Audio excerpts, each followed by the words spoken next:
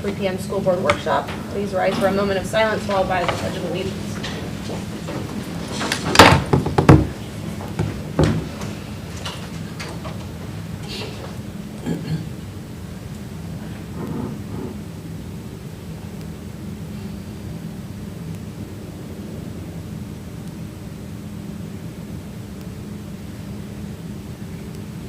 Pledge allegiance to the flag of the United States of America and to the republic for which it stands, one nation, under God, indivisible, with liberty and justice for all.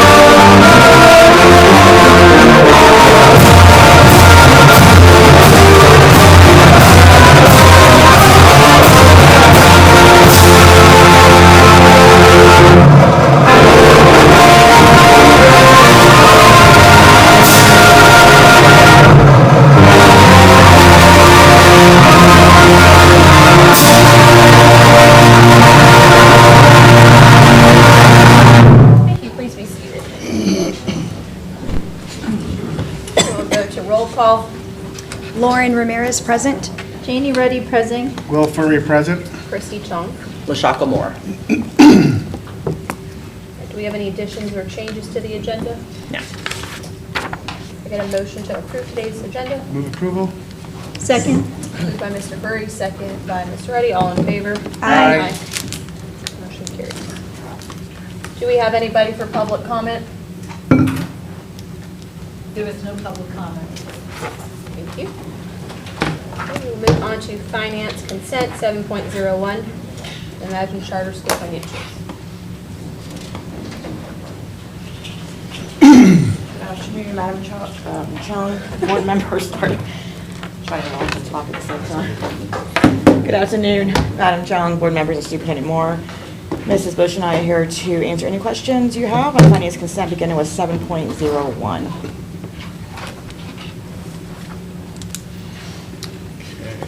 With a little over half the year, fiscal year passed for Imagine, their expenditures and all of that seem in line where they're going to finish the year balanced or where they expect to be? I don't see anything really outstanding that's jarring, but I will tell you that their fund balance typically continues to decrease as we get to the end of the fiscal year. Mm-hmm. That's the one change that you will constantly see. Mm-hmm. I was actually had a question on that. How, as far as, we have certain board requirements to maintain our fund balance and our reserves. How is Imagine held accountable in that way? That's a question for the state. Okay, so it's we have no oversight over that? No. Okay. They have a parent company that, per their contract, the parent company has to bail them out so that they have $1 if they are in a deficit. So we've seen that happen the past several years. When we get to June, their audited statements show that their unassigned balance is $1. So they can go all the way down to $1 without any consequence, which we could never do that. No.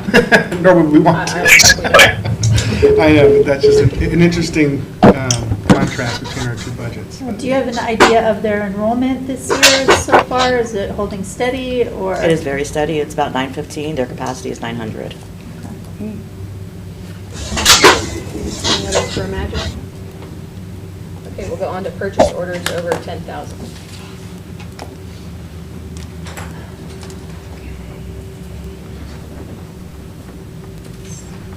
POs over 10,000, I think I just had one question. Find it here.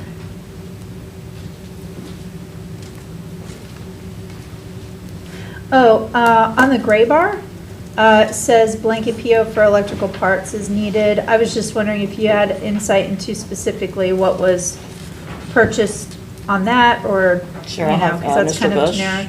I'll have Mr. Bush come up and address that. Sure.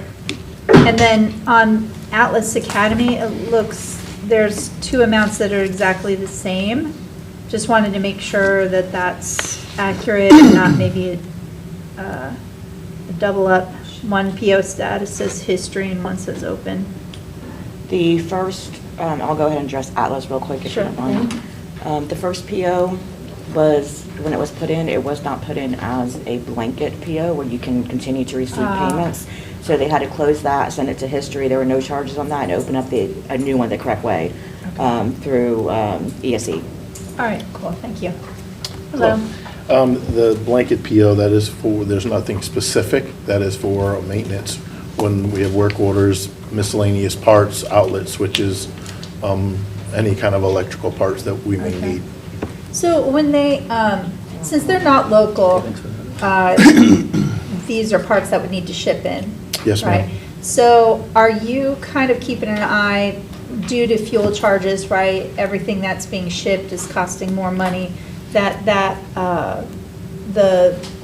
they're the most competitive, or is that something you review maybe once every few years? They have a contract that we Uh-huh. piggyback off of, so based off of that contract is how we're And able that's- to use that. okay. Yes, ma'am. I How do you believe- determine when to go to them versus like stuff at Home Depot? Or is it specialized equipment, parts? Well, this specifically, gray bar is electrical, and it depends on what it is that we're looking for. So if it's electrical, again, it's based off the contract. Home Depot, they don't have a contract, but HD Supply, which is a part of Home Depot, we get some materials from them based on what it is. But typically, gray bar, we do look at their pricing Better. on the contract because they're specific to electrical parts. Okay, great, thank you. And I have a question also regarding the fuel purchases for the diesel fuel here. So is that purchase, is that are we actually taking delivery of all that fuel at one time, or is We're that going to have for? Mr. Freeman talk about that Okay, one. sorry. You're okay. Yeah, go ahead. I was going to say. Give me your best answer. Yes, I'll check there's you a on that. There's a tanker that comes in, that we have a tank out at the bus garage that we come and that fills up both with the diesel and with gasoline. Okay, yeah, but are we, how are the prices of fuel right now affecting us right They now? are, you will see in the budget revisions coming up, we just had to do in April, we had to add about $350,000 to get through the rest of the year. The fuel POs are done quarterly by transportation or by fleet, and it is a huge hit. Yep, the initial purchase in 31, the price was $461. We did in 413, which was this second PO, the price was $4.28. We are seeing the diesel is about $4.75 from our last purchase. So I think that's why we had two purchases or two POs of the unleaded, was because we were doing a budget transfer in order to move money to go ahead and do that PO. Okay. So are we going to, based on this trend right now, we're going to exceed our fuel budget for the year? By about Total? Oh, $350,000. total, that is the increase for the year. That's what we just had to add to get through the rest of the year. You'll see this too in custodial supplies. Due to the increases, we had to add about $100,000 to their budget just to get through the end of the year. I would, is this affecting food service supplies as well? I don't see him here. I can find that out for you I'm and then not get sure back with you. to answer right now. So is that, with these transfers there, are these general fund transfers? They're budget revisions, which mean that we have to take it from the fund balance Mhm. to increase the budgets so they can finish purchasing for the rest of the year. Okay, thank you for clarification, appreciate it. Any others for purchases over 10,000? Just more clarification on the blast-off tutoring. I know Ms. Teresa reached back out to me. Blast-off tutoring that owns ClearLinks, and I know it's our first year using it. Is it an annual fee for this, or is this a monthly, or? We wouldn't do monthly fees on a PO, it would be annual. Okay. But I'll get this question to Mr. Deasing, he's out of the state right now. Okay. And I'll have him get some information back to you. All right, thank you. And he'll share with the whole board. Okay, Yes. 7.03, vendor payments. I have a few. Starting with check number 331460, there's quite a few payments to the Chamber of Board of, sorry, I can't even understand my own shorthand. Flagler County Board of County Commissioners. Right, so what are we paying them for? That's the quarterly charges for the utilities and maintenance of GSB as well as insurance. Okay. There are 4 different lines on that purchase order, which is why you see 4 separate payments. Okay. I also see one for Jacksonville Chamber. Was that a recruiting event? Check number 331479. That was for FTC, well, I'm not sure if it's FTC, but it's a Career and Technical Education Talent Advanced Partnership. It looks like that's a annual fee Okay. to be a Yeah. part of that. Okay, probably helps place students after graduation and such. And I'm not sure on this one, it seemed new to me, but I may be incorrect. Check 331494, National Builders for they're a janitorial service provider. Are we outsourcing some of our janitorial services? No, that is, wait, what's the check number again? I'm sorry, 331494. For National Building? Yes. That is, there's 2 projects there. This is plant services. The first one for $108,500 is to waterproof and paint FPC, the building 12. Oh. And the second one for $19,600 is to replace the gutters at Buddy Taylor Building 1. Oh, okay.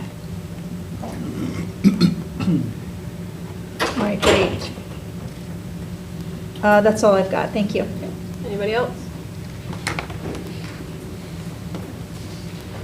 Okay, 7.04, deletion of inventory. I want to know who paid $1,000 for a DVR. Yeah, well, I guess back You're in getting 2015. Wow.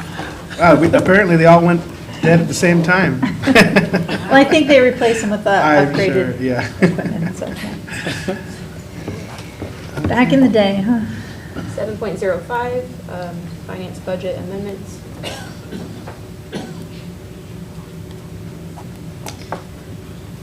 $7.06, district financial statements. For the legal portion of it, so do you feel, are we trending the expected legal spending for this year? And do we anticipate needing any additional funds? Based on the POs that we pulled, we should come under for the second 2. Okay, And we'll probably hit target for Weiss and Sirota. thank you. Okay. 7.07, financial and federal audit report. I will briefly just talk to this. This is the financial and federal single audit report for the fiscal year ended June 30th, 2025. You can see the information there in the verbiage. This is copied right off of the audit report. They just finalized this at the end of March. This is from the State Auditor General's office. The short of it is the audit results show that what was presented in the superintendent's annual financial report in September did not change. The fund statements did not change. There were no audit adjustments proposed to the fund statements. So what was presented to you was 100% correct. The only question I had is at the end, or in their summary, they said that we're sitting at 8% reserve, but they made the comment that it was slightly less than the year before. I thought we had actually exceeded the value from the year before. No, the fund balance, since ESSER grants had gone away, the fund balance has steadily decreased. So when you take that and multiply it by the percent of the projected revenues for the next fiscal year, it was okay. lower. That's- It was actually 7.8%. Okay. I think that's the difference Mhm. projected. Thank you. It looked like an A+ report, though. Yeah. Yes, Like, great job. Yeah, that was Yes, very nice outstanding. to, you know. Superintendent Moore, let me come back the next day. Yeah. All right, great. Any other questions? Thank Okay, you. thank you, Ms. All right, Bush. thank you. All right, 9.01, Mr. Reeves, for NETEC ESOL. Chairman Chong, board members, Superintendent Moore. Reads 9.01 to 9.03. The first one is our ESOL endorsement add-on program. NEFAC provides this to us, and then we submit to the state. The state approved this for us, and now it requires board approval. This is for our teachers to add on their endorsement and how they go about doing that. So how has this changed from the previous program? Because, and is that's the same one where we have some teachers who are out of compliance, right? Correct. It's pretty much the same, and through Teaching and Learning, our Title II funds we use to, when teachers complete their endorsements, we reimburse through our funds, so it's no cost to them. But in terms of the program itself, are you seeing anything materially different No. from what's before? And it's every 5 years. I have to actually go back and dig to find it. Yeah. So how can we improve our completion rate amongst the teachers who are servicing ESOL students? For the completion for their endorsement? Well, Or we for- see, right, in your reports, I believe once a quarter we receive where there's an update of the number of teachers who are educating ESOL students, but yet do not have the certification. So they're not keeping up with the professional development timeline requirement. And so that's what I'm looking to hopefully improve. So that's, lives in two departments, HR, because they kind of track the student, their teachers are maybe out of field, or work with them in that space. We make the courses available, and we communicate on a quarterly basis to our staff that these are the courses coming up. I did notify NEFAC just because of their courses are filling up quickly. And so we have a number of teachers that are trying to work in this field, as well as other endorsements. And just had this conversation yesterday afternoon about what they're doing to offer more opportunities for people to get into the programs. Okay. So you're seeing it as a timer issue for our teachers where they're not as flexible with the start times? It's not like a rolling basis, or? Well, they can enroll at any point along the time, so depending on the number of hours they have to have. So some require just 60, some up to 300 hours, depending on who they're serving in their classroom space. That's through HR. They kind of communicate what they need in that space, and then through NEFAC in our partnership, teachers can go in and see what they had to offer, and it's online and it's in 60-hour increments for them. And then they sign up for those to help meet those needs. Yeah. So when you said you're talking with NEFAC in order to help adjust some of the start make dates sure of there's- these courses, is that an impediment to our folks getting this completed? I don't think so. What I'm actually asking to do is make sure they're offering enough courses for us so that Okay. 'cause the courses fill up. It's true of some other endorsements that we're working through right now. So they're aware of the needs from our districts, and not just Okay. us, but every district in Yeah, NEFAC. but we have the flexibility within the virtual model. We are reimbursing. I think the biggest thing is for individuals not to wait with their Yes. timeline. Like, so once it starts, to go ahead and begin working towards those hours, depending on how many that you need. And so we do, the thing is, if we have an individual placed in my class today and I don't have that certification, it automatically starts that time. it does not mean that I'm out of compliance right now. It's just that I now have to work towards this within that. And we see that more often than we see our teachers not doing it within the time frame that they need. Reading is another example of it, right? We offer at no cost to our staff face-to-face instruction for them to work through their 5 competency areas for the reading endorsement. Yeah. All right. And so did he provide an indication that he's going to open up some seats and? Well, that was yesterday at 4:30, so I had to give them a little bit of time to look at that, to see how they're going to make more offerings available to them. But there is even, while the current ones might be full, there's things already scheduled for September, October, Okay. where those are open and available. Folks just need to make sure they're looking through the whole menu of Sure. choices. And they don't have to be taken in sequence, right? So they can take the 5th one now and circle back around, right? Whereas in reading, we try and do 1, 2, 3 first, and then 4, 5. All right. Well, thanks for advocating for our teachers for that. Absolutely. Appreciate it. Anybody else, Ms. Ramirez? Or? Thank you. Okay, great. 9.02. So our next item before you is our memorandum of agreement with the University of Florida. And this is just an amendment to Exhibit B, which I added to the executive notes there, and some information how our students are engaging with the Comvigo application. If you remember last April, Mr. Deasing and Ms. Phillips and Ms. Lombardo presented that to the board at one of our evening events. And so we are seeing students take advantage of it. We'd like to see more students take advantage of it. We do a number of things through the technology department as well as for our teachers to help students avail themselves of this opportunity. So, but this is just an amendment for the University of Florida more than our side of it, about how to determine the collaboration pieces based on their available funding. So there's a little bit of, but they need that documentation in place to do that moving forward. So this would be, are any of our classrooms using these services for remediation or for, you know, the small group time, that kind of thing? Or is this solely intended to be for students who want to seek support at home? It could be both, and it's not, when we originally set it up, it was for math, but we found we open up to every student for any subject, because maybe it's civics for you, or maybe it's biology, right? And so that information was that about 32% of our students are meeting the criteria that was set aside, which is those 5 interactive sessions of the tutoring service. But those could take place through anytime. Yeah, we Whether do have at some home- teachers in math that are In using it, particular. Okay. math particularly in the class, but majority of it is done outside. Outside the hours.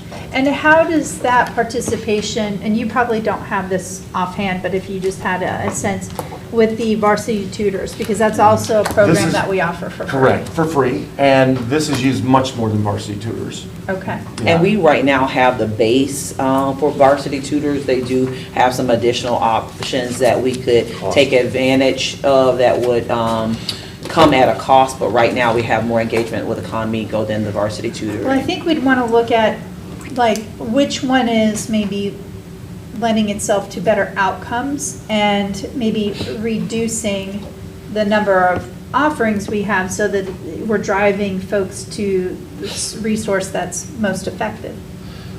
Great point. We offer a number of variety of options because students learn differently, right? So this And- is a completely different model from varsity, because Yes. varsity has the online version and then they have a face-to-face, but the face-to-face isn't what we have. So from my experience with it, it was kind of similar, I thought, but I don't know if, I haven't been on Conmigo this year, so I don't know if it's changed a lot to be completely different. So Yeah, I is wouldn't that say what you're it's saying? completely different. It's just a preference and giving them some options. We could limit them at this point right now. It's not, it's not, there's not a reason for us to limit, but to say, here are the 2 options that we have. Choose the one that best meets your needs, right, based on the Because subject they're that you're both free doing. to us Right currently. now, yeah. As of now. And that's what, when we come to a decision point, we want to look at not just the participation, Absolutely. but what are the end results? And part of this agreement was to look at the data, right? So as our students are going in and utilizing this resource, it was intended, this data agreement is for them to look at that and give us back Yeah. feedback on this. So we're going into, if you remember, it was like late in the year when we did this. Yeah, I And remember. it took us a few months to get this in place, so. We don't have any of the data yet? Not yet. Okay. No. And, were you done yet, Ms. Yes, Ruddy? I'm sorry. Okay. Oh, no, I didn't want to go over you. So thank you. My question for the first page, or excuse me, yeah, page 1, the service area, I just want to confirm, so those are not checked off for the option 1, 2, 3, and 4, only option 5? Option 5. Right, that's so we're correct. not right now utilizing No, ma'am. those. Would there be any opportunity for that in the future? Have they mentioned that? Because it seems, because that may be the best of both worlds of in-person, and then we have the online. Have you heard of anything? I think what we're doing now is just gathering data first. So, like, and data for information this and to like a see pilot? The results, and then from That's- there, what's the return on investment that might be Okay. coming towards us? So we can, and I always return on instruction as well. Okay. And see if it's making an impact that we want to see happen. I made a note to follow with Mr. Deasy Yeah, on that. but right now, we're not looking, we are We're not not there looking to yet. add any Okay. of that. But I think it's to Ms. Reddy's point of, we have these services that offer, here's what is at the base or free, and then here are the additional things that we can add. But at this point, we're not looking to add to this current agreement. Okay, and then, so I know free for now, but potentially, may not be free forever. So with that, they are collecting data. Well, with this, they'll be able to collect data. Varsity tutors, we are collecting data as We are. well. And then I think too, what might be helpful, and just maybe see what your team thinks, but the students that are using this, like between varsity tutors and then this program, seeing what their perspective is on it, just from, user-friendly, parents. I know as a parent, like with varsity tutors, I'm tech savvy, but that was not as parent user-friendly for certain things, but, because it would be nice to see, so whenever the time comes, if we do have to decide on investing into one or the other, or both, or however, but what will And assist. Varsity Tutor's free through the state. Yeah. So Yeah. it's under a contract with the state of Florida. And we also advertise that as well, multiple ways for students to take advantage of it. I will tell you, it's in like the double digits usage. Mm-hmm. It's not as robust as Con, but I think we need to see what the data is on Con, and I think we'll be able to make some decisions then from that point about how we want to proceed. Yeah. I think it's also an awareness factor. Yeah. Yeah, Because Con is often used in the classrooms, whereas varsity is not, because normally it's a service, so it's not an approved Yeah, like a curriculum. constant reminder piece, Yeah. like I sometimes forget and be like, oh man, this Right. is something that I Right. could Right. also be using for my yeah. own. But, personal- yeah, thank you for these extra opportunities for Yeah. kids and the Absolutely. teachers, just to help with different learning styles for everybody. Finding what works. Yeah, so thank you. Yes, ma'am. That's all I have. Any others? Move on to the VPK fee schedule 9.03. Last one for you is our fee schedule. We have to come before you each year to set this. A couple years ago, Ms. Ruddy had asked for kind of a study where we were at with our cost. The average cost at the time was about $125 per week for us, and we were charging 60 at the time, we've gone to 70, and now we are looking to increase that to 80 for our wrap service. I shared with Chong that works out to about $2.13 an hour. When they take advantage of it, it's incredibly inexpensive for our families and meets a need for them. We also use that for instructional time with our students in our VPK wrap as well. But this is still about 30-some% cheaper than what the average is in the region. But it offered us opportunity, and it helps us close a cost that we're trying to help as far as making sure we're being effective with our resources and help so close that cost that we have for our staff versus what we have coming in. Right, Thank you for sending that, because, I don't like to raise the cost of anything. I know none of us do. But yeah, we are still much lower than neighboring counties and. Even providers in our county. Well, yeah, I mean, under $3 an hour, I don't think any parent can complain about that.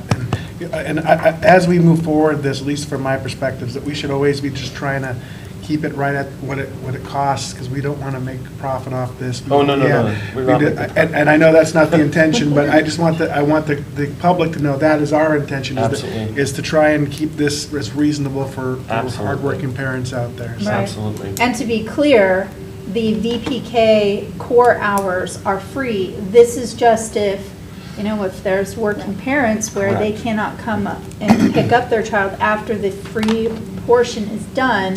This is essentially the daycare service. So we do wrap service. We start at 7 a.m. so we can wrap before for our Yep. parents have to go to work early. 9 to 12 is typically our VPK hours, which those funds come through with COEs, and that's through the Early Learning Coalition in the state of Florida.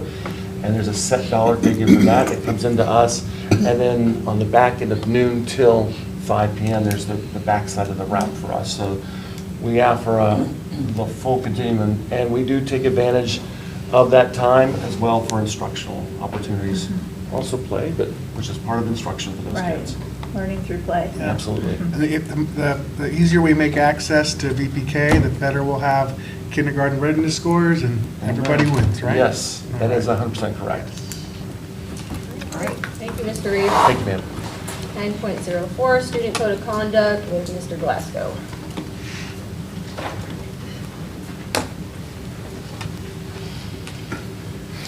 Good afternoon. Good afternoon. Good afternoon, Chair Chong, school board members, Superintendent Moore. We are here to present the most updated revisions to our Student Code of Conduct. I know Mr. Glasgow has presented to you many times before. He continues to work hard to capture everyone's voice and feedback from all stakeholders regarding our Student Code of Conduct, and he's here today to again present some more updates. Good afternoon. Good afternoon, Madam Chair, School Board Superintendent Moore. So today just wanted to give brief updates on the most recent since the previous, so we don't have the full presentation. But for your review, attached to the board docs, there is the strike-through version, and then there's also a full draft version that if it weren't in draft form, it would be the potentially complete form. So that's there for your review. Some things that we've worked on since last time that we spoke was updating language and added additional definitions for academic integrity and dishonesty section. For secondary only, we worked on that in partnership with the teaching and learning department, got feedback from them, and then so we've added the word of collusion being in there, a definition to it, updated the academic fraud portion, amended the term of fabrication, and then amended artificial intelligence use. And then moving forward with that, we just updated the language for academic integrity and dishonesty only. We didn't add anything new to that. It was just updating the language for it. From there, added language around schools' responsibility to complete discipline proceedings prior to revoking school choice status. So we wanted to make sure that our students went through our discipline at the school that they're assigned to. Once it's complete, then school choice would be revoked and that student would return to their zone school. And then the last piece, last couple pieces, is the 24-hour monitoring of district technology systems section was added. Our current provider is Lightspeed. We did write the language to be inclusive of any provider that we have in the future. Along with that came with discussions of how does that align with our actual codes that we give for administering discipline, and then how would that trickle down to the matrices. So out of that, we amended the computer mischief code in there, and we now call it technology misuse. There are 3 different levels, one being the least, and it's just kind of a general possession use. The second level is could lead to a safety concern, and the third would be is a safety concern. So the language is in there for your review. And then the last part, putting in the school choice revocation as it relates to attendance and discipline. And then I was able to complete the formatting, so everything looks clean and uniform. Sometimes that's more difficult than everything else, Oh, right? it was a job. So, does anyone have any questions? I just have a comment, like, great job. I know you've been back and forth with this and, like, your team, but listening to parents, so when parents or guardians email, you guys, you're listening and you're putting that into consideration, so I do appreciate, I know it was a lot, and it will never stop because things are always changing, but nice work. Thank you, appreciate it. Any questions? Thank you for your time. Thank you Thank very you. much. Appreciate it. Okay, 10.02, Student-Teacher Affiliation Agreement with the University of North Florida. Mr. Walker and Mr. Robertson. All righty. Good afternoon, Board. Superintendent Moore. Gentlemen? Nope. All righty. So we've got another university that wants to have an agreement with us for student teaching. So Flagler Schools has the opportunity to establish a partnership with the University of North Florida, under which UNF students participate in teaching internships, practicums, and classroom observations, including opportunities in school counseling, school leadership, and interpreting at schools located in Flagler County School District. The partnership will support the professional development of future educators and school professionals and serve as a strategic initiative to recruit highly qualified staff to the district. We have also had we had an agreement with them prior to. It did expire, and so this is more of an update. And this is on our new form, new format. Are we seeing people taking advantage of these agreements with us? Have we been seeing any action on it? We haven't had a lot. It seems like every other week we're getting somebody else that's interested in sending a student. But we haven't had a lot sign up just yet. We do have one that we're in the process of, but we also have quite a few that come from Daytona State. And so it's just that we're getting more and more of these institutions that want to utilize us as a resource. Right, so it's just it's there if we have an interest. I remember we did one with an online Western Governors, I believe. That's actually one that just sent us. I was curious, so we did get an inquiry from that? They just sent us one Last recently. night. Really? Last night, Oh, really? Okay. So, yeah. So Well, that's it. I was just wondering about that. So it'd be interesting to start, if we see different channels of where these might come in, you know, we might say, it looks like there's more interest from the online versus the brick and mortar. Well, you know, we could take a look at that. To open more opportunities, more access. It's nice to get into these agreements and then maybe quiet for a little bit, and then you Right. get an email, it's, hey, we want to, exercise that right. So we're very lucky to have a lot of collegiate and university partners wanting to have those pathways open to Flagler schools. I wonder how many of these are former Flagler students that went to these institutions that want to come home and. That would be a good matrix to know. Yeah. Just- I think one of the interesting things is I'll go to a lot of these different recruiting fairs at universities, whether it be UNF, Cookman, Flagler University, Flagler College. What we're seeing is that these schools are starting to get smaller and smaller. So there are fewer and fewer students in these schools. So for us to be in a situation where we're getting more and more people, or more and more universities that want to be work with us, I think that's a very positive thing, especially when we look at all these other universities in which their departments are shrinking, but it seems like we're getting more and more interest. Yeah, a couple of years ago, USF almost closed their Education. School of Education. So they're rebranding it under a different area. But to your point, Ms. Ruddy, we often have former students or individuals who live here in our community that are going to school somewhere else, like at one of these universities, that are pursuing their university to pursue us. And so sometimes it's just some groundwork for, them to be ready in a couple semesters. But majority of our interns are coming out of Daytona State. Any questions? Yeah, and just thank you for answering my email. So just tracking interns and, who stays with us, or I think having like some type of tracking system, it would be great, just kind of like, all the different places. But having these partnerships are awesome, so I like seeing them, and I think it just makes us look really great, so. And even seeing if we can track a matrix of where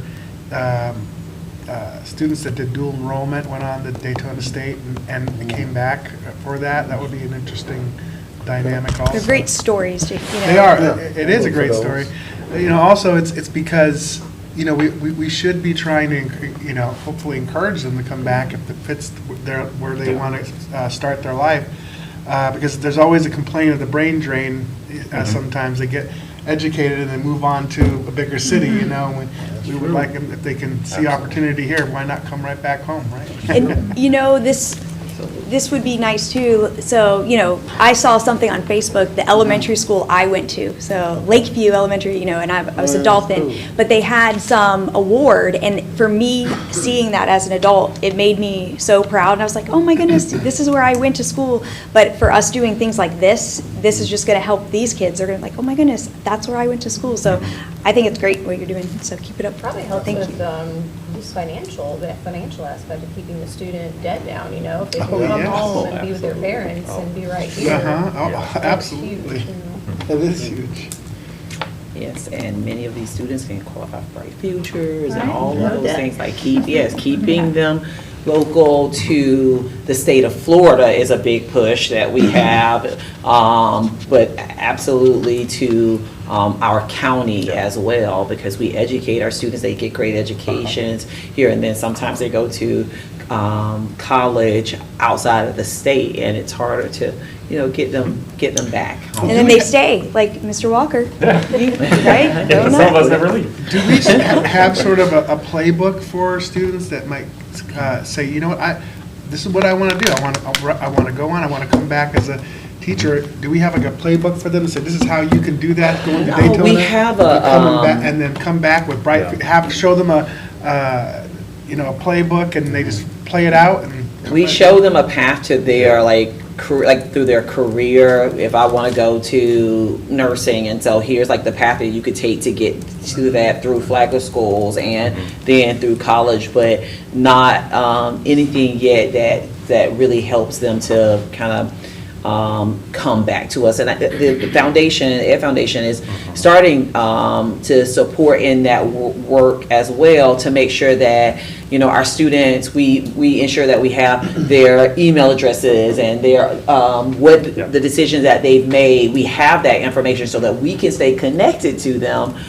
throughout their journey after graduation. And that's an area that we have not been the best with, and the foundation is helping us to really organize that in a better way. Well, I'm very encouraged to hear that, just because their opportunities are continuing to grow here in Flagler County, especially with expansion that's going on. There are going to be more jobs available than have been in time past. So being able to, I was at the bank the other day, and I was just doing some there, and she realized I was a school board member. She says, oh, I went to FPC. I was like, well, I just love to see that you graduated and you found a career right here at home, so.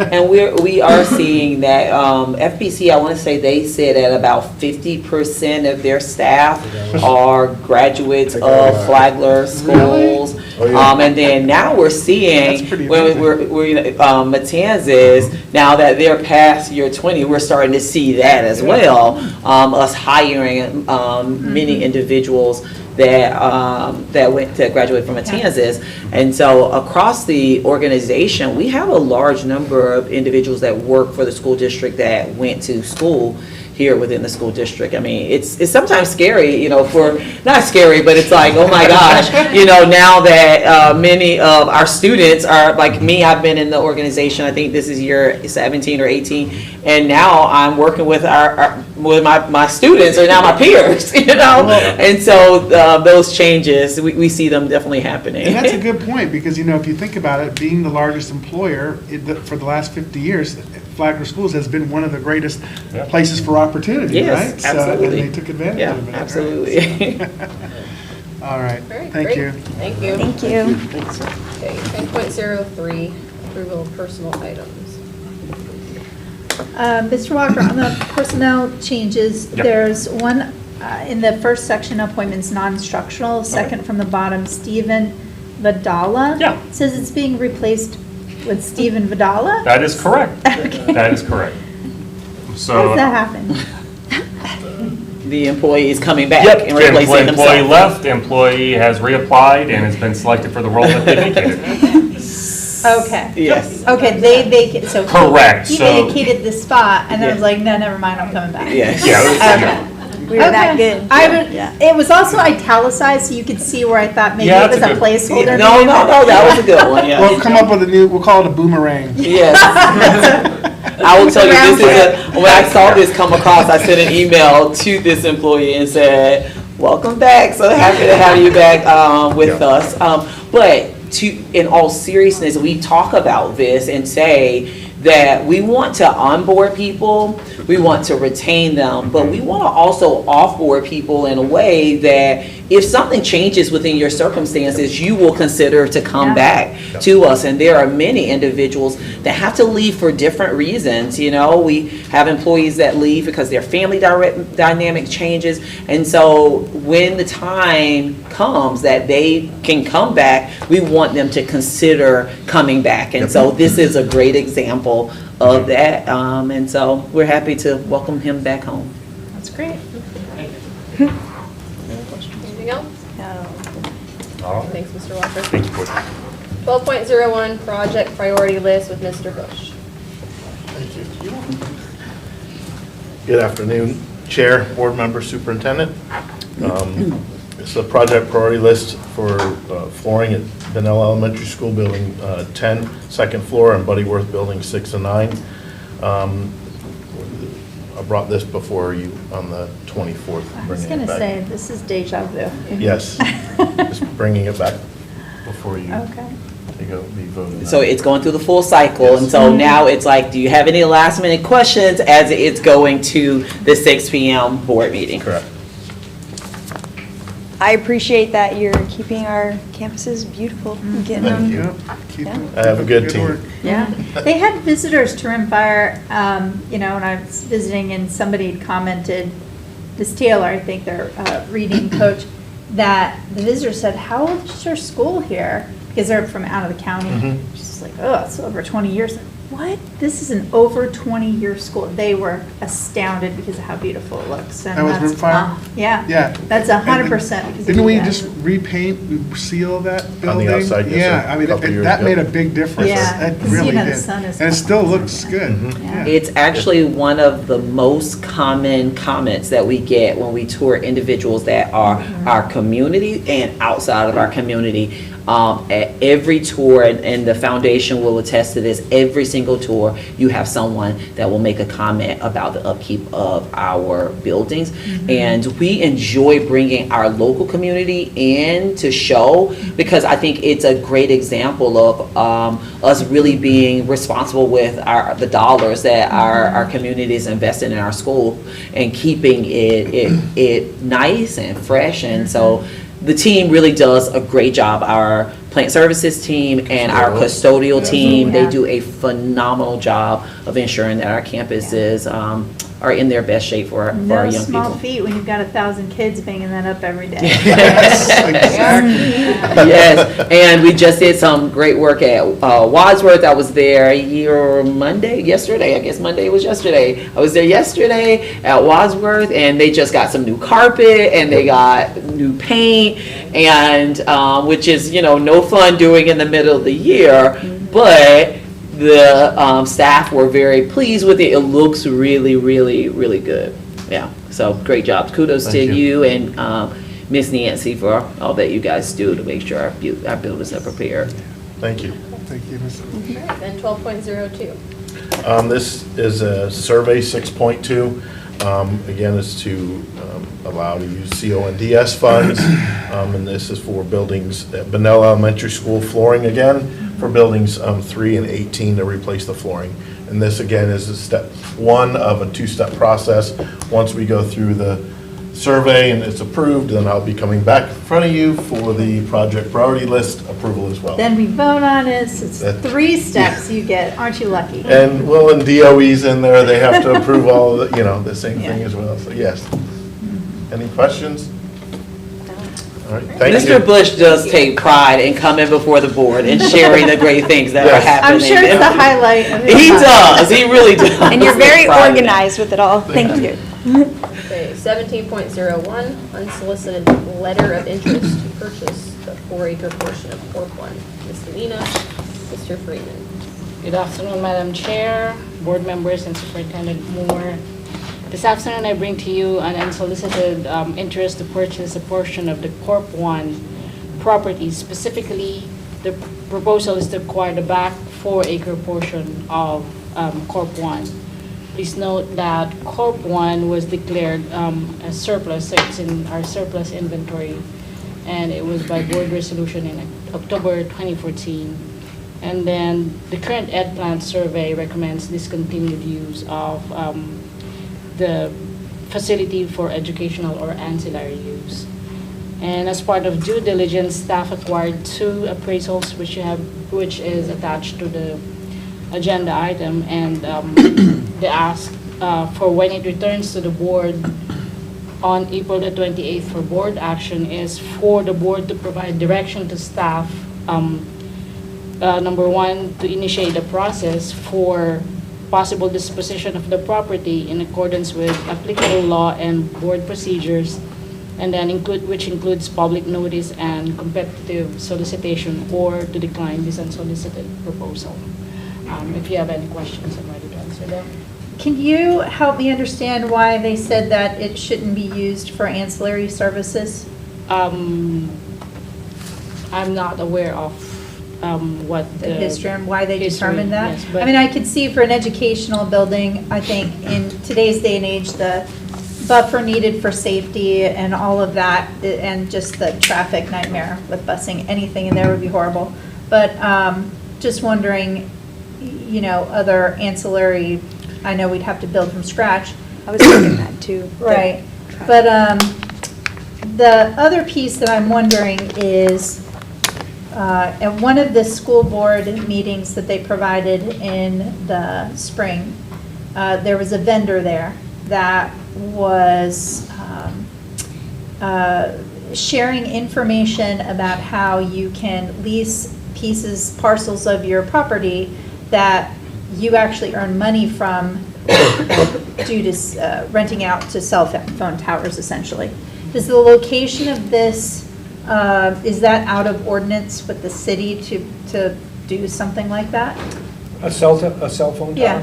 I know that the city and the county have a plan for where the cell phones are going. They have plans in different areas around the county to make sure there's coverage for the area. There's already a cell tower, as you know, right behind Wadsworth area.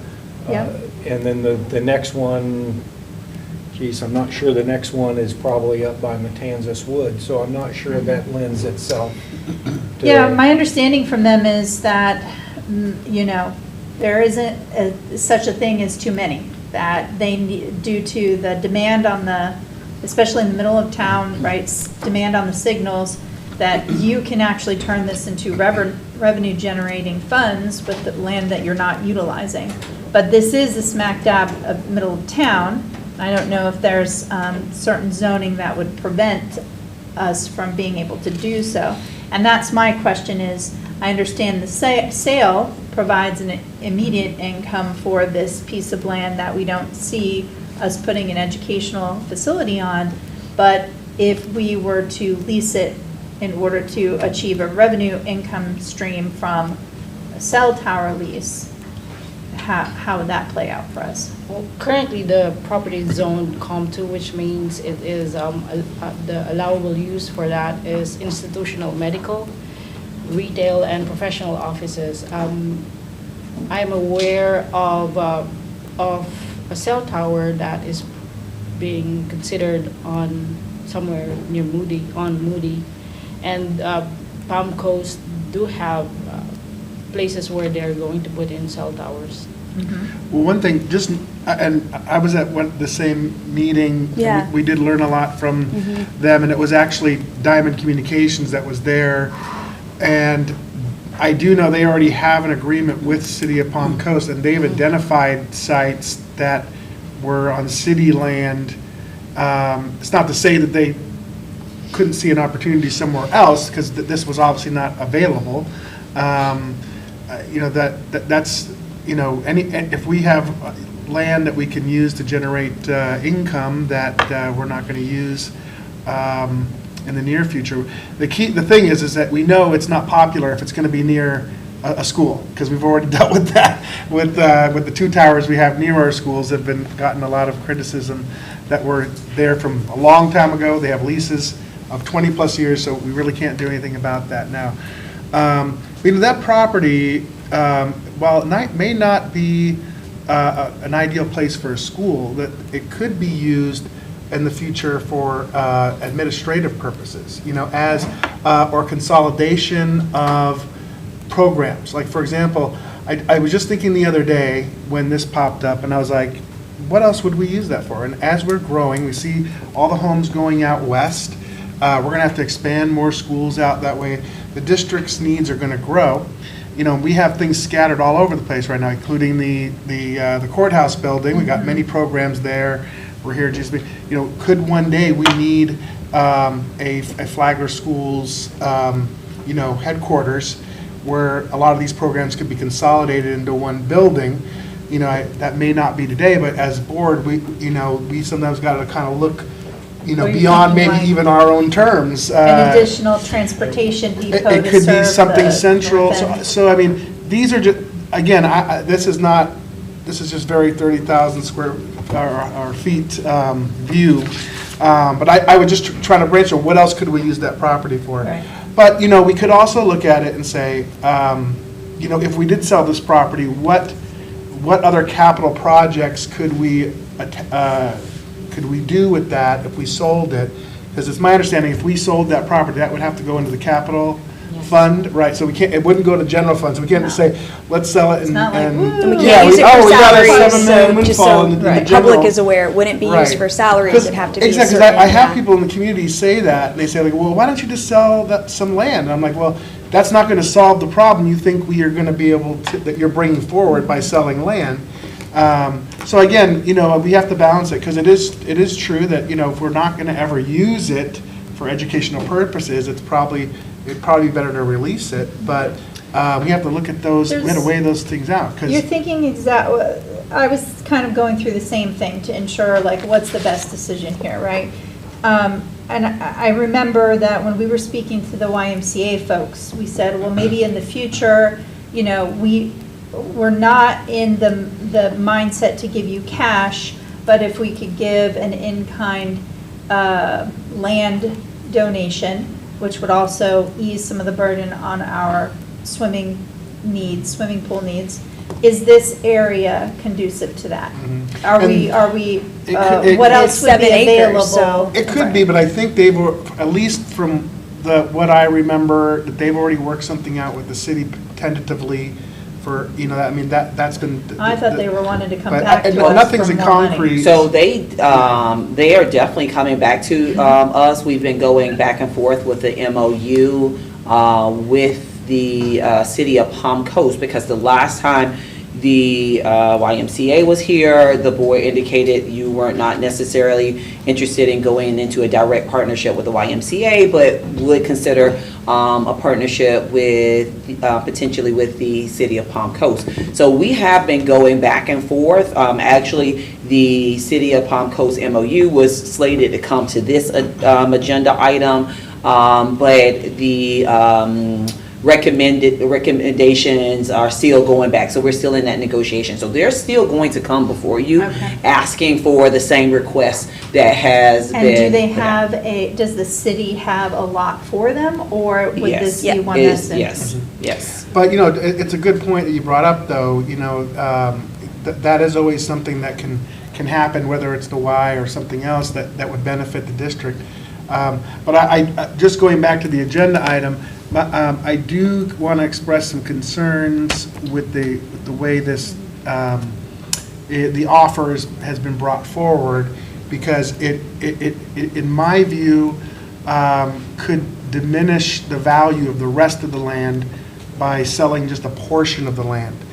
Because, one thing, and my question is that the highest and best zoning use for that property? Is there a higher zoning commercially for that place? Could it also be rezoned for residential? Because just like anything, you have a piece of property, and it's what you can do with it that brings the value, right? You had properties down in Miami that were right on downtown on Brickell Avenue. They had a small building on it, maybe 3 stories, but now the land is worth so much more because they could go 100 up, right? So again, you want to sell your property for highest and best use and the highest land value. So that's something to consider. By selling subdividing it and selling a portion, I think might make the other part less value if somebody had a larger project. And I would think that in a prime location like that, that would be more appealing to some sort of a larger project than a one-off Yeah, type of retail. Most definitely, we would have to subdivide it. We'd probably have to do an easement amendment so that we could use the stormwater going into where that pond is. So in the last board meeting, I think it was that we brought this property forward, which was, I think in 2017, we had somebody that was interested in it. We had an appraisal done, and the board basically said, hey, let's hold on to it for the value of the property. And that's kind of where staff has been. And then when the MOU that we're working with the city of Palm Coast, we're working on different options that might involve this property, so. How much of that 7 acres is buildable? You know? Just the whole thing. The whole thing, whole yeah. Yeah, it's pretty much clear. Wasn't that It's rich. Flagler Shovel. Technical College? That used to be Flagler Technical College, and then we had some portables there where we had step up, and then we removed those, and it's just been vacant for the last three years. And I had a couple questions. So with the appraisal, so I know there were 2 done, correct? So both of them, though, they're very different. So one is 4.4 million, the other is 6.01. So it's like $1.5 million difference. So and I know, like, for today, like, we're not deciding if we're selling it or not. We're just deciding for you, obviously for the public to know, for them to move forward with it. But would this be something you would market more to everybody to try to get more of a bigger value? Because they both appraised at pretty big different amounts. If the board decides to go forward with disposing the property, we would have to legally notice for a sealed bid procedure. And so whoever is out there for 30 days, we will be getting that notice out there. And Okay. Yeah, whatever did they the best bid, yes. Did the buyer commission these appraisals, or did we? We did. Okay, gotcha. And, I will say, Ms. Ramirez, when it comes to appraisals, because that's the world I live in, Yeah. it is an opinion of value. It's not a fact. It's an art to appraise property. It's not to say that either one is more right or wrong than the other, but through the lens that appraiser looked at it, that's the value they came up with. Yeah. And that's why I say it's important to not just go off appraisal, because it's highest and best use. And so that if this property has the ability to do a lot more than its current zoning, potentially could be worth more if that zoning could be upped for a bigger project.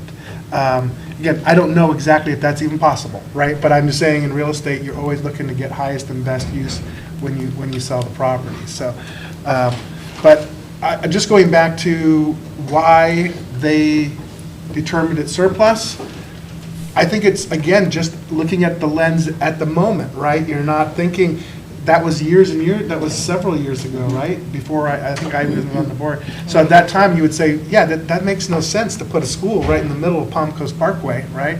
But, now that we're growing and we see that there might be different types of uses, maybe it's not surplus. Maybe we could use that, because can you imagine if we outgrew the GSB and everything else, and we had to build a headquarters, gosh, the cost of land to do that would be almost prohibitive, without a long-term plan. But, so those are just some of my thoughts on this whole thing since this agenda came And I think, forward. too, I was, obviously brainstorming like you were as well. The first thing that comes to mind is we have the Flagler Youth Center for primarily FPC, Buddy Taylor. We don't necessarily have one on this side, but then again, is that even the best and safest location? And this is just brainstorming, but is that a good place? Maybe it wasn't, maybe it is now, but maybe Matanzas has place for that. I'm just thinking future, because that's a big, Well, I think the mere fact that our wheels have been turning, that there might be a use for this property. but there also could be a use too, like this amount of funding, depending on appraisal, to put towards another project in a different type of location. Exactly. So, but again, like, I think this is, And I think that's a fair thing to assess too. You know, that maybe we're not, but we're waiting for the right place to take those dollars, right? We don't have the need right at the Mr. moment. Freeman, since this sale would only go towards capital expenditures, is there anything in the kind of capital wish list that we don't have the funds for that is, you know, something we'd like to be able to do? Is there, if we did sell it, what are we seeing that we would project we'd spend that money on, if anything? Well, there's always, you know, we have a 5-year capital plan, Right.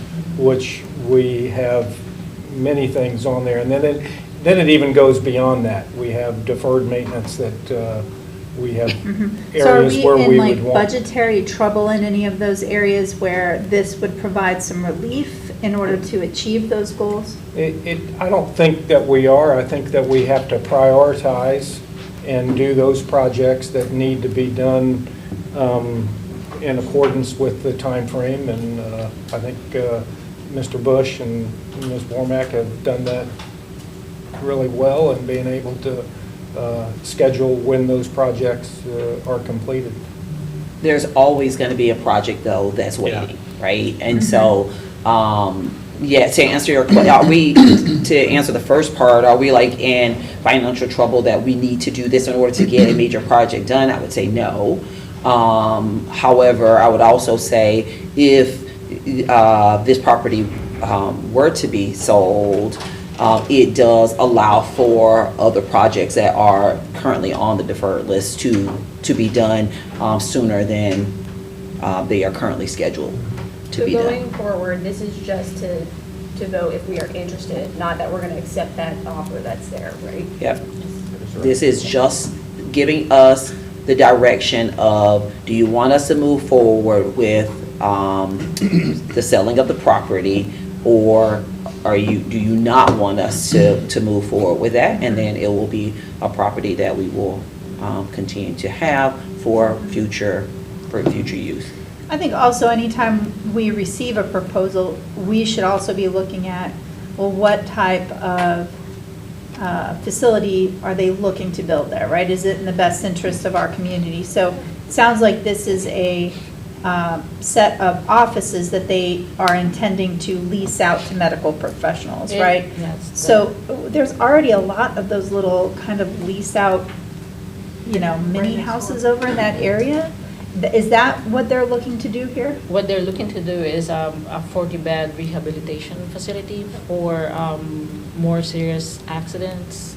Okay, so that way they can go right from the hospital and do their Yes. physical therapy Yes. there for longer term, okay. But with the understanding that they may not be the individual that actually purchased the property.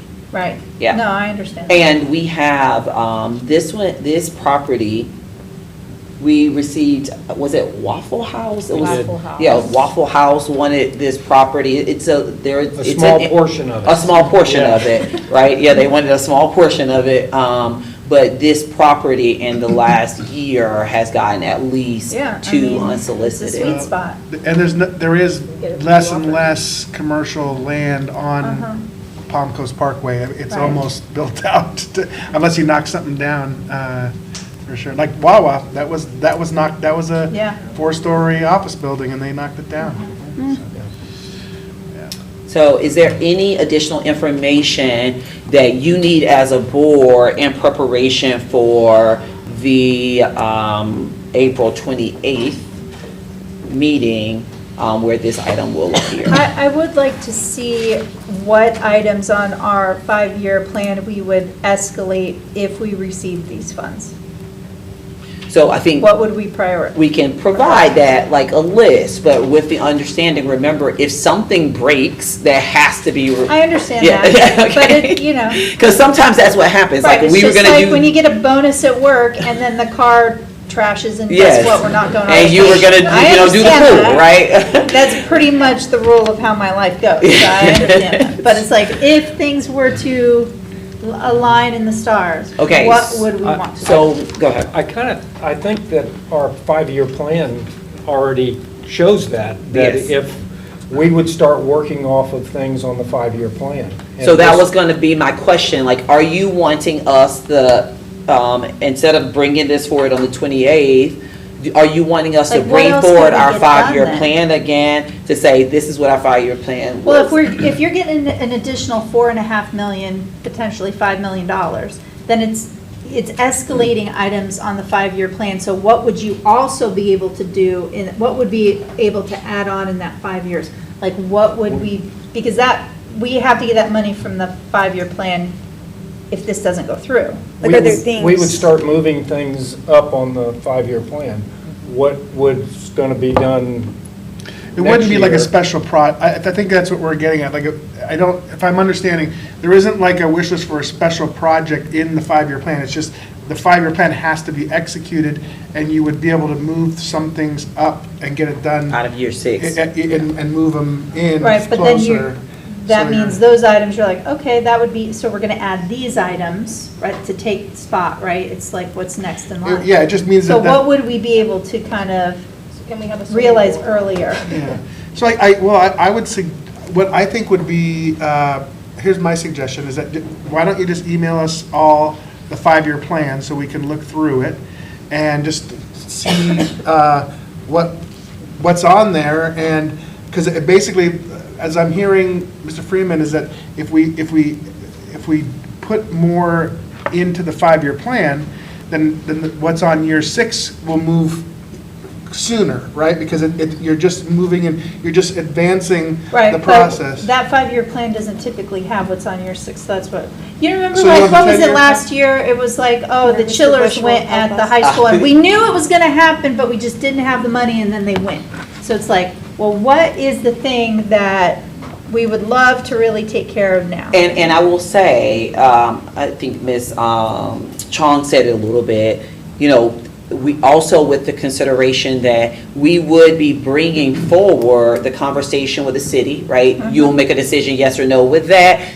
A portion of these dollars could be used for that, as well as a portion of it for our capital, or all of it And when just you for said our with the capital. city, you're The talking city of about Poncos. the city of Puncos for A pool. the pool, but not the YMCA pool, a different So the pool. pool would be. Potentially. I mean, it could be, So that- it could just be our pool. Yeah, so that's what I was thinking Yeah. when we talked, and I don't want to get off track, but months and months ago, when we initially spoke about the pool prior to YMCA, and I know I did my research, I know everyone else did too, and some of us mentioned it, like, what if we built our own pool for Flagler schools? And I'm just throwing this out there, it's not like, but if we did have the funds, that may be answering what you're like. If we Right. had the 5-year plan, and we already discussed a pool, and we had the funding to have a school pool, where then we didn't have to give $3 million to someone else, or if we don't give $3 million, spend thousands of dollars quarterly or whatever to use their pool, have Yeah. one internal. And we'll obviously expand more on this when we have an agenda, but I have thought about that also. Yeah. Because I'm not this- trying to jump because ahead, this I'm has- just trying to think. Yeah, just No, because this this is has what come we- up, it yeah. gets your wheels turning, it's like, Yeah. gosh, here's, if this isn't a fair assessment, here's $6 million. I don't think it takes anywhere near $6 million to build an Olympic-sized pool. No, for I already did the a school math. use, yeah. We could make one, but Yeah. there's a lot. So, yeah, bring that, and, we all have looked into those different scenarios. We'll bring all of our wisdom together on that Yeah. agenda item, and see what the best, because we're talking about it, is that, the building of the pool is one thing, but then it's the ongoing Exactly. management. Yes. I'd want And- some of and that I money really to wanna serve see, the first yeah, couple of years of the balance of that. maintaining it, if that's Exactly. possible. Because if you're going to do it, it needs to be done right, You gotta and lifeguards, you gotta Yeah. hire somebody to put the We don't, chemicals we in it. don't want to get into a similar thing where we had with the pool we have now, because we want to give community access, but keeping it available all the time for just, when you just show up is very expensive. For us to just operate it as a student-focused pool, we're only, of course, we have the maintenance costs that are fixed, Yeah. but then we're only have personnel there when we're using it, right? Not like come as you go and come and go. So, but there's many ways to address that, and the YMCA could be one of them, but there are other ways to do that also, so. Yeah. Yeah. So I guess we'll expand more Yeah, on so that. Yeah, we. and didn't wanna jump Yeah, a but- couple things that are still related to to this discussion and the question of what information do you need, we will bring forward, as soon as we have it, the proposed agreement with the City of Palm Coast, the MOU, for you to consider. When we talk about that agreement is, in its current form, is this board in partnership with the City of Palm Coast to build a pool that will then be operated by the YMCA, just so that the community is not conflicted, right? This is not talking about two separate pools. When we think about this, the City of Palm Coast and Flagler Schools go into partnership, this is one pool that would be for the community, that the City of Palm Coast would work with Flagler Schools to build, because we currently partner on 2 pools right now, right? Our students use the aquatic center, Frida Zamba, it's called a different name now, but the Frida Zamba pool, and we use the Belterra pool that we own in order to meet the needs of our swim team. And so in order to meet the needs of our swim team, this MOU is proposing we go in together, we build this pool. The City of Palm Coast would collaborate with the YMCA in order to operate the pool, okay? So I just want the community to be Building clear. the pool, not at the YMCA pool, but building a pool so the YMCA would have 2 pools. This is just the one pool. It's not 2 pools that we're talking about. We're talking about one pool. Now, when you as a board, if you are considering, once you're going to consider that, yes, we're going to go into this partnership with City of Palm Coast. No, we're not going to go into this partnership with the City of Palm Coast. Then, based on that decision, we have to make some decisions. If it is yes, then great, we'll have a pool that our students can use and it meets the needs of both of our schools. If the answer is no, then the board is going to have to consider what's next for the dying pool that we have, and what's next when the pool actually comes and the Frida Zamba pool is no longer available, right? So when this is coming up around this, is it possible for you to sell up this property in its entirety or a portion of it, whichever the board decides, and use a portion of that for your agreement with the City of Palm Coast? Yes. Is it possible for you to sell this property and use a portion or all of it to expedite your 5-year plan? Yes. You can absolutely do that. You know, is it possible for you to get it and keep your 5-year plan and really it be available to you for emergencies that come up? Yes. So for us, we just need to know from you, are you okay with the timeline that we have before us related to the selling or not of this property? Do you want to move it and not have this conversation until you hear the conversation around the City of Palm Coast? Or are you okay to make a decision about this on the 28th? And if yes or no, is there any additional information you need to provide to us to give direction related to just this property, if we're going to keep it or if we're going to sell it? So should we do this as an email and everybody respond, or? No, I think that if there's something that we need, if you guys could tell us, of course, now, like Ms. Ruddy wants the 5-year and some of the deferred items that are on that list. She wants that. We can provide that. We can bring that to the good of the public at the meeting that's going to happen at 1 o'clock, so that the public can hear it, or we can just bring it to the 6 o'clock when we have that information as well. Right, well, go ahead. Ms. Moore, we might have that MOU where we could bring it to the information meeting at the 1 o'clock, which might help define what we do at the 6 o'clock. Yeah. Well, I would say, based on everything I've seen here, just from my position, the way that this unsolicited offer came in for a part of the property, I'm really not interested in selling the property in that fashion. Like, if we're going to sell this, I think we would put it out we do it the right way. We would control the sale by putting it out, selling the whole parcel, get the maximum value if we have a reason to use the money. So right now we've tossed around potential ideas, so I don't think we're in a position right now to say, hey, yeah, we want to put it on the market from my position as of today. So I think we should we should just table this, and then let's hear the YMCA's offer coming up here, their proposal, I should say, and then go from there. That's the way I would see it. My understanding is that we're just putting it out there that we're interested in selling it, not that we're accepting any offers here. Yeah. Well, I'm not, okay, so I'm not really, until I hear. You're not interested in Yeah, saying you want to right, sell it? as of today. That's what he's saying. As of today. If we're going to do it, I want a purpose, like if we're going to build our own pool, you know? Well, the or- YMCA, aren't they still asking for $3 million? So that I don't think is changing. They want 3 million, so I think, Right. but we don't have 3 million. Right, which but- I mean, again, that's another, we'll debate that on a thing, but again, they want us to give them $3 million. We're gonna have to really justify how that really benefits Flagler schools. But, and how we get that money. So, again, just going back to, so we have $3 million, well, why don't we maybe we build our own pool for for Flagler schools and still give access to the community.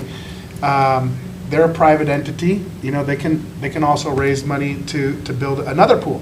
Because I honestly don't think that one pool, this pool's gonna is gonna be not sufficient for the community and our Students. Because we're gonna close likely Belterre, because we're not gonna keep that going because if we're shifting the cost over there. And Palm Coast says they wanna close their pool, so you got 2 pools going down, and then you got a whole community using this one pool and the schools.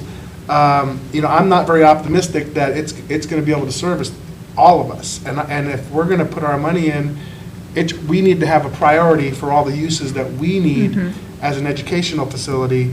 And then, yes, we can do use of facilities access, right? Unless somebody else wants to come in and operate it, like the county or the city, Right. with a partner with So us. the last time that YMC was there, we asked questions about the pool size, and it wasn't the, Olympic size pool or whatever that a typical high school would race in, I guess. So I guess we'd have concerns I think over what size pool would they build. When we look at the estimate on what the land value here is, right? Mr. Furry says, well, that's not necessarily based upon the best use of the, I'm assuming they're estimating that based upon what commercial property was sold in the area, what it's going for, per acre, right? So if we, on the flip side, if we waited for somebody who has the funds and willing to build a 4-story high-rise and get as many commercial items, offices in there, that might take an extraordinary amount of time, right? So you have to kind of weigh, well, what's the likelihood of somebody who's going to build a 3 or 4-story item that's going to pay maybe $7 million? Is there additional cost to us for us to, besides just the delayed gratification of the money, is there additional cost when we decide to put something up for sale? Like we have to do another survey and all that great stuff or anything like that? Or we just say, hey, we need a realtor and they're going to come up here and list it? The appraisal is good only for 6 months, then we will have to. We'll have to do another one. If after 1 year, we decide to, if we decide to table it for another year, then we have to get another 2 appraisals, because per statute, you have to, if the property is worth more than 500,000, then you have to have 2 or 3, and then a survey if we're going to really go into the purchase sale agreement, and then the closing cost. That's it. But right. these people, when they say, hey, we're interested, that's up for negotiation, right? If they want it that bad, we could say, you pay the closing costs, right? Yes. It will have to go through the negotiations. Yeah, and Okay. sometimes when somebody's gonna buy it to do something else, they'll, if it's worthwhile based on the price of the property, it's a subject to purchase. So if they identify that, this would be a good use for this property, there are zonings that are higher and uses that are higher than the current one, and they go to the county or the city to get that approval. The sale's contingent upon that in some cases. That oftentimes yields you a higher price because they know they're getting what they want rather than buying it and taking the risk that the city's not going to give them the upzoning or the up use. So, I mean, again, these are just strategies, and to make sure we get the highest and best amount of money for that land, whatever we decide to do with the proceeds. Is it okay if we go to each board member and decide if we're gonna put this on the next meeting? That's what you like, yeah? I just had one more question. So with the picture that's up there now, the purple or pink and blue, whatever, they're only wanting to purchase a certain amount. And so is it the red. The red. And so, but we own the entire section. So like that's something for us to consider too. Okay, so.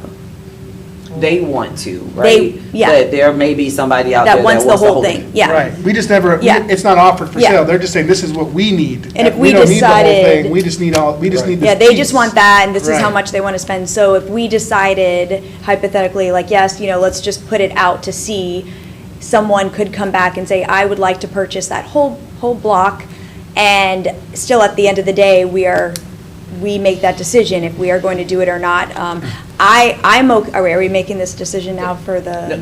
As far as like, do you Yeah, need just more to- information for the 28th? To I decide feel if we like- want to go forward with the sale. Yeah, That- I that's feel like what there it's was really good information from what you sent us, so thank you. And then you just answered my last question, so I feel, we're not deciding to sell it today, but I would be fine with seeing, if there was interest in someone wanting to purchase the whole thing, and then just to see, and then we know. So you're okay, you're good, you don't need anything else for the 28th, nope. for the current timeline of the 28th? Thank you for everything. Yeah, but am I understanding, okay, let me just make sure we're all on the same page here.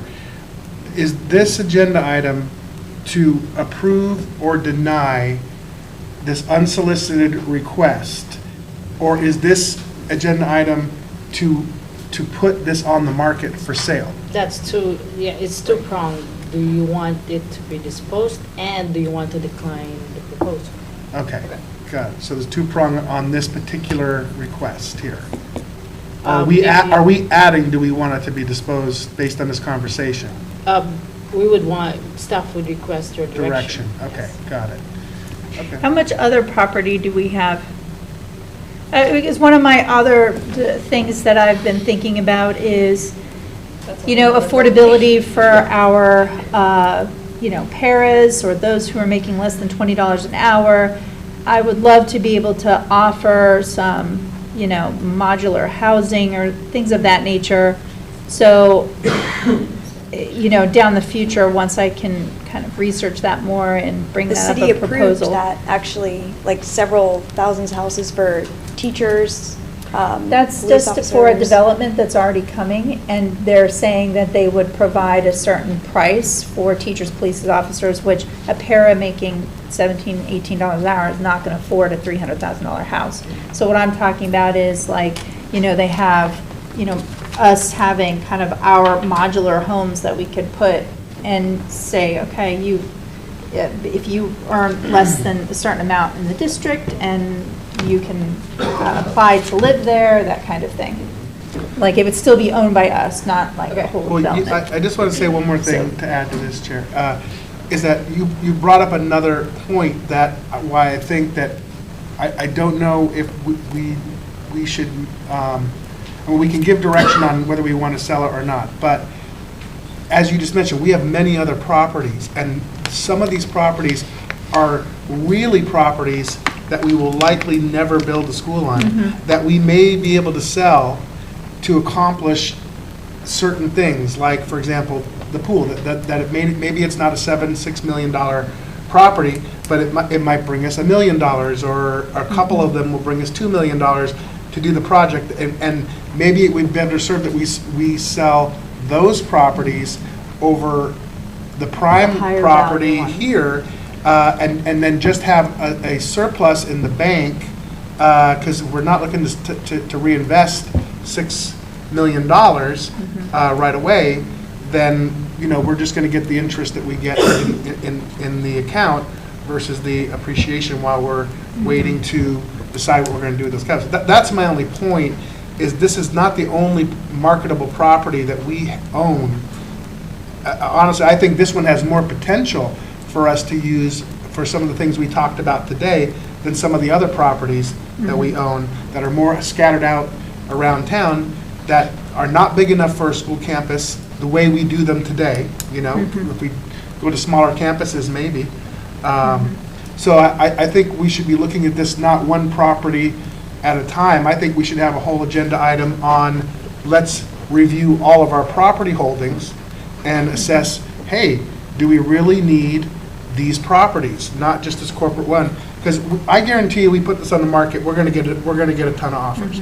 And appraisal is only an ask price. People can, if we put this out there and 10 If they people bid want it, higher, they will right. bid it higher than the appraisal. Because what they can do with it, that determines the value. Right. So I think that, but I think it is worthy of us to say, you know, hey, we got this land. If we sell it, it also, there is some benefit to the community. If we sell a land, right now it's not taxable because we own it. Right. If there's a use out there that we're never going to use this, we might as well sell it and let it get into the tax base. And let's face it, we want more commercial. And in some cases, our land could be commercial. We have to do the assessment. So that's my suggestion, is to do a whole agenda item and all of us get acquainted, because we did have something like that since I've been on the board. We did do a review of property, but it's been a while, and you haven't been afforded that opportunity since you've been on the board. I think it's valuable for you to know that. And then maybe we put together a plan on land liquidation. And that we're not decide gonna which use. ones we want to let go and what projects we would want to fund with those. Yeah, that's my. But also keeping in mind that I know there are some schools where we are kind of tickling the capacity number. So we'd have to identify which one is best to keep in our back pocket for a school. Exactly. So right now, Ms. Ruddy, do you want to see this on the 28th agenda, or do you want to wait and we'll look at all the properties? I think that this has brought up an interesting point, and that I think we should plan so that we're better prepared for any offerings like this. And so I'm not interested in, Don't tell us about your vote. Tell us Right. if you want this to move forward to the, but right now, it's scheduled to go to the next agenda item. I Do you have need more all I information? need to make a vote. Okay, So, okay, perfect. So, So we'll have it on there. So we're seeking two directions in this vote. Do we want to sell it to this unsolicited buyer? And yes or no? And then from there, it's do we want, at that point, do we want to sell the other half of it? Right? Or do we want to not sell to them and keep the property, or put the whole thing on the market right now? Okay. Make sure this recommendation is really clear, because what I'm reading is it just saying like an interest. I thought it was just the sale. I didn't know we were trying to give direction to For the other part, yeah. What we were going to do if we didn't sell it to the unsolicited, because don't wanna we didn't accidentally ask for this request. And so I thought we were just saying yes or no to this, and I didn't want to have to make a decision on whether or not we were going to sell it beyond that solicitation. That's what I'm saying, so. And with the information that's coming up with the MOU with the city, that I think kind of is another option. yeah, so we wanna for consider. the coming meeting, that this is going to go forward, no, board members do not need more information at this time. What we will be discussing is your response to this unsolicited, and then any direction beyond that. So if it is yes, then we know what that is. If it is no, then no, that's it, I'm holding it. No, we don't want to take this, but we do want to look at potentially selling this property. What I'd like to see this agenda item come back just with the yes or no, do we want to sell it to this? Yep. That's what I'm Perfect. saying. And let's leave the decision on whether or not we're going to sell it for another Absolutely, conversation. as two, because that would need to be two separate Yes. items anyways, absolutely. And would you like me to send you the link from the previous board meeting where we talked about property? There was on different options of all our property that we had. Yeah, Yeah. Or are you wanting a That's a good new point, because we haven't acquired any more since then. Nope. We have it on, we have the whole video, right, on there? Yeah. And I think- Do you all Yeah. want it on it? Well, I think for me, what would be helpful is if you, I'm sure it's on like a table, like a chart, or, It's on a and then PowerPoint. just, is it buildable, is it not? Because, if it's just wetlands and it's 40,000 an acre to build, then something, that would help me just to see. I did keep up with, I have a list of like what land we have and what is buildable, but if you have anything that we could all have the There- same item. There were options of, this piece of property could hold a elementary school, or, whatever Yeah, that would the be good. option was. This is the full presentation that we got. Yes. When Okay, right, it when is. it Yeah. was presented, okay, yeah, that was. Yeah, I think just on a table for me, and then, Okay, so just for a recap, so that we know we have clear direction, the board is going to be considering this unsolicited letter of interest to either accept this or decline it. And then we will be following up to provide to the board the link to the previous meeting that went over all of our property for the good of the community. We will link that presentation that we're sending to the board. We'll link that presentation into board docs connected to this item, since it has come up alongside this item, just in case there is a community member that also wants to go and see it, and they don't have to like submit a records request or anything for that. We're going to just put that link in this item on board docs. For the community to have access to that same presentation as well. It's one of our previous board meeting presentations. Is that clear? We're Yeah, good with it? that's what Okay. Okay. All right, thank you. Thank you. Thank you. Thank you, Mr. Freeman. Okay, do we have anybody for public comments? We don't have any public comment. All right, any board member requests?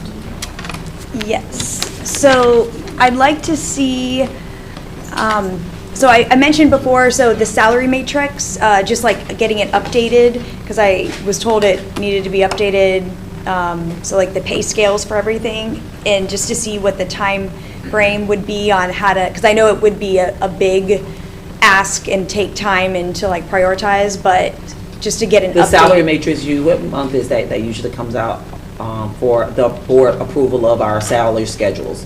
In July. Yes, So we can send what our current one is, but we'll be bringing it back to the board again in July. But updating it, so from my understanding, the formulas and everything, like the actual numbers, like how much this person makes and this and all of it, like it's not as updated, or it needs to be, needed to be relooked at. It was a conversation months ago.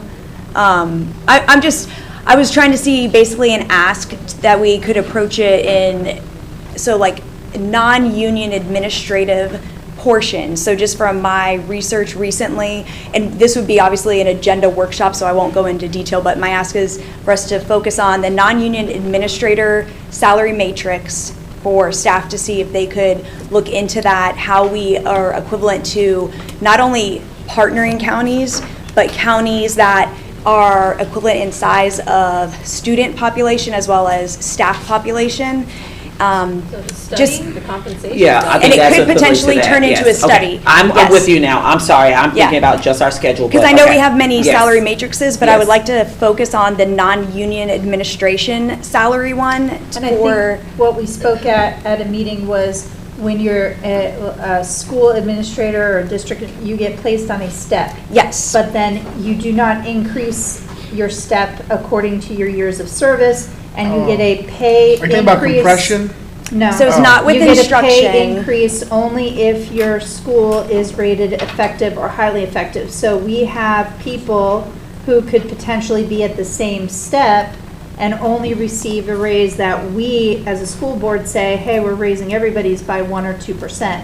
So why is it that people are frozen at a step as opposed to saying, hey, you're a principal, you served 10 years, you should get your next year plus if your school is rated highly effective, right? I think that conversation went along with the request for taking a look at how we determine the ratios of admins to students.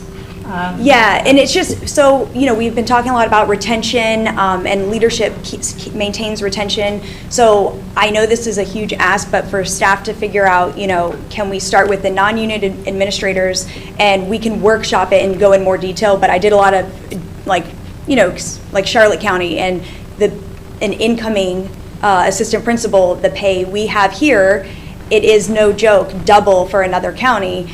And, just so we have leaders that can maintain our campuses, and we keep our leadership and then grow new leaders that really want to be in those roles. So and that a clear rubric on how people how that step Yes. number is assigned to them when they're hired. Does that make sense? Yep, I'm with you now. So focusing on the non-union administrator matrix, that would be my ask. I know we have many other matrices, but of the pay scales, but that would be step one, I guess, if it had to be broken down, and your staff can see what they think. Okay. Thank you. As a reminder, I just wanted to ensure that it's on our agenda backlog to have the discussion about when we have an employee or staff member who is non-renewed, or if they resign in lieu of termination, that we review our policy allowing them to have access to our after-school activities. The other item, a new request that I have is, I would like to, now that it's been in place for a year, an update regarding the use of the floating deputy that we brought on new during this school year. So for example, how much overtime did that role save us, maybe, from having to acquire additional hours for different events? What activities, services have they been providing over and above what we didn't have before the floating position? That kind of information would be super helpful. Okay. Anything else? Thank you. Mr. Furry? No, not for me. Okay. Nothing for me, so we'll go to closing comments. So thank you for staff, all and the emails back and forth. I appreciate it. There has been a lot of positive things going on in our Flagler School, so I want to shout out Buddy Taylor and Wadsworth. They host so many events at their campuses back to back to back, and I know it's a lot of work for our custodian staff, but the leadership team, but also the administrators, those assistant principals, all the staff here. Science Fair, the Expo, Josh Cruz. So that was a lot of work from an outside. I was just attending. So I just want to say thank you to all of those that participated. And the kids there really liked it. There were a lot of people there at both of those events, Josh Cruz and Science Fair. So I just want to say thank you. And for parents or guardians, there's so many events. You can't make them all, but if you see something, try to just stop in. They work very, very hard to make them happen and run. So thank you all so much. So last week I was able to visit Rimfire and observe each ASD class as for the younger levels, as well as a good portion of the kindergarten classes, and gain some insight in terms of what support is needed for helping our children gain additional executive functioning skills, and what the kindergarten teachers are needing in terms of kindergarten readiness, as well as the importance of the para role and how that's evolved over time. I also attended their SAC meeting last week, and they had a really robust meeting where they were going through the Title I Compact. If you're a parent of a child in a Title I school, it's the document that comes at the beginning of the year where you are essentially agreeing to fulfill certain requirements, but also it has the outline of the requirements that the teachers and the administration are going to do. Essentially, right, it takes that team to move students forward. We also discussed strategies to improve parent engagement at the activities. And what I've noticed over the activities throughout this year, and I was able to join Science Night and Josh Cruz. Those were probably the most attended events, and the reason is because they have student work on display, right? Parents will come and hear what you have to share with them about learning, but first and foremost, they want to see their student work on display. So the Josh Cruz, I was able to get the signatures of all the authors, or many of them, and they were able to perform excerpts of their piece. And it was a standing room only crowd.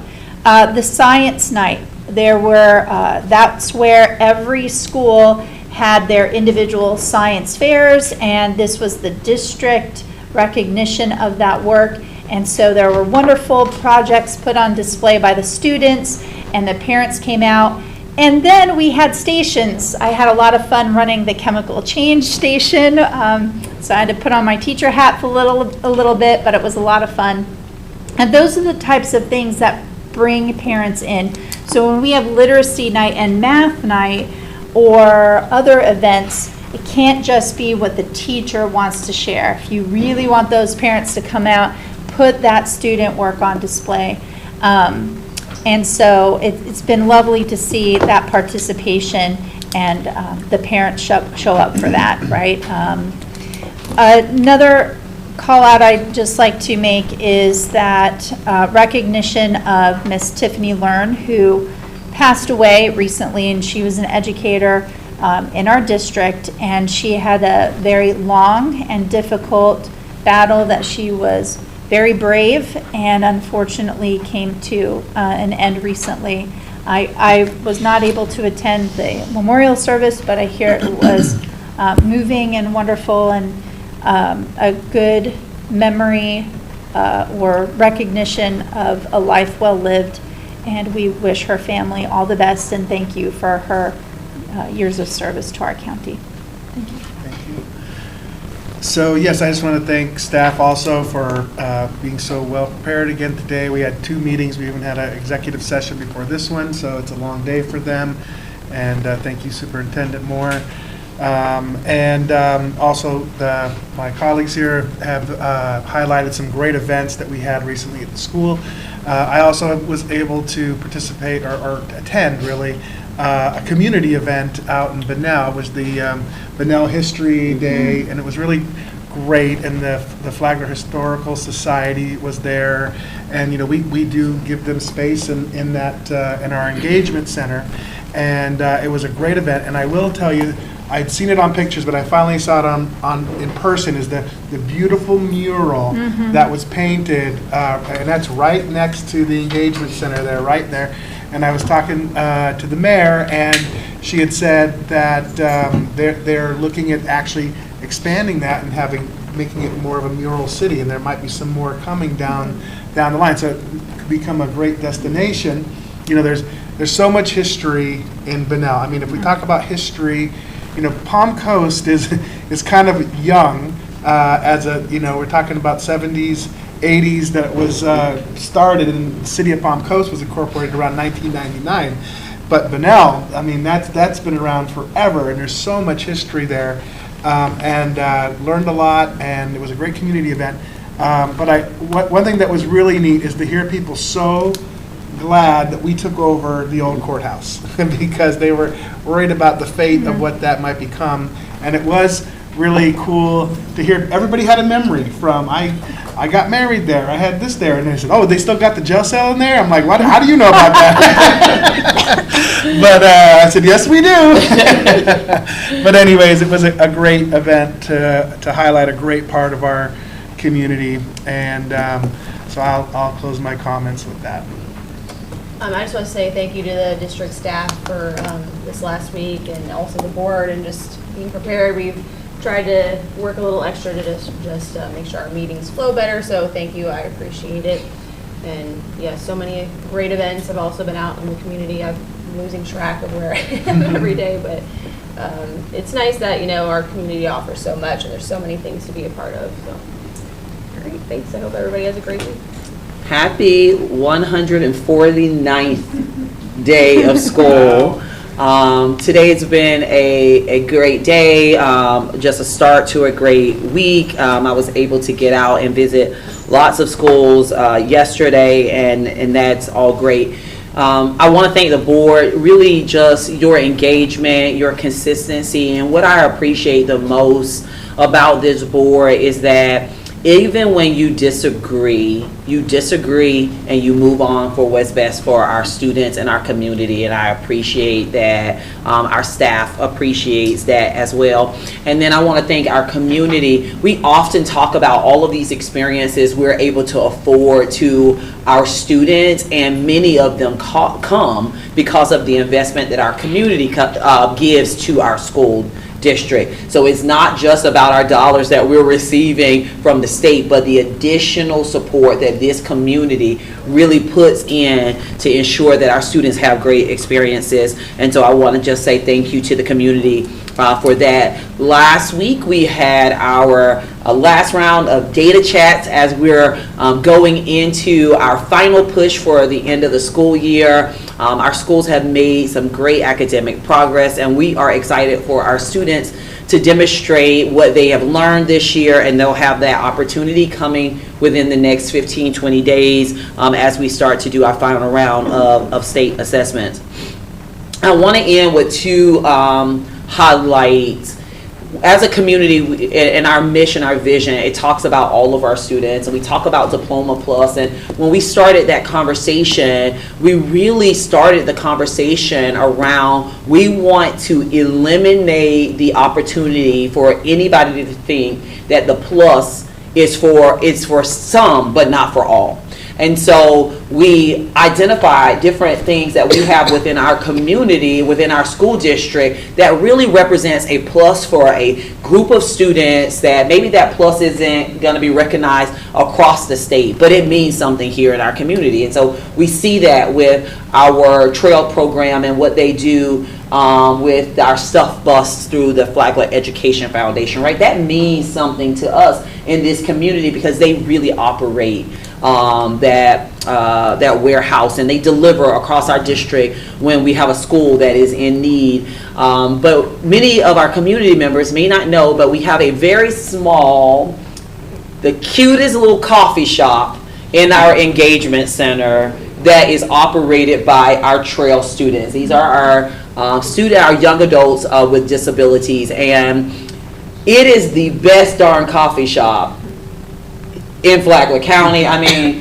no offense to any businesses who have a coffee shop, but I was talking to a community member. Our community, our mayors, our sheriff's department, so many of our community, they come and they stop by and see our students in this coffee shop. And I was saying to a community member, we got the best darn coffee in this little coffee shop that our students are doing. And I brag it up every time. I don't drink coffee, but I believe they're making the best coffee. And so I had the opportunity to take a community member there yesterday. And when we got there, she ordered some fancy coffee mixture, and she sat down and she looked at me and she said, "This really is good." I said, "I told you it really is," right? And so it's around identifying areas where our students can continue to gain skills to be productive members of our community. And then Friday night, I had the opportunity to be at the 20th anniversary of the running club at Rimfire Elementary School, 20 years. And we have two amazing runners that are at our high schools that came through that program. And in a part of this running club was a young boy that when he first started school, he was nonverbal, kicking, screaming, did not want to come to school. And on Friday, he completed his first 5K. And his mother was in tears. She was moved, and she said, "I cannot believe that he has done this and that the team just accepted him in." And he ran and he finished and he did well, and we as a community at that finish line celebrated him. And so there are lots of things that we can do better, but I want our community to know that every day we're working hard to honor our commitment to ensure that all of our students are graduating, and they're all graduating with skills that can help them reach their maximum potential. Hope you guys have a great rest of your 149th day of school, and tomorrow we will celebrate 150. Have a great night. And thank you, this meeting is adjourned. So do you